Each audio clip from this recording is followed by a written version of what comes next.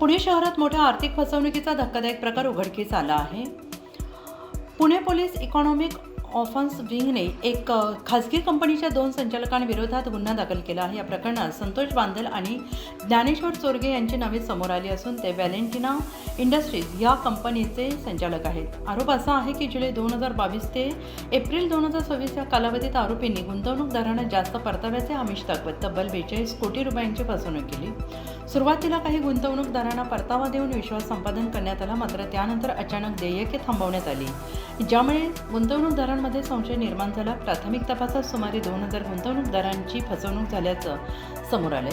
तपास पुढे जात असताना आणखीन पीडित समोर येण्याची शक्यता व्यक्त केली जाते आहे। या प्रकरणाची माहिती विवेकम मासल यांनी दिली असून सध्या सविस्तर आर्थिक तपास सुरू आहे।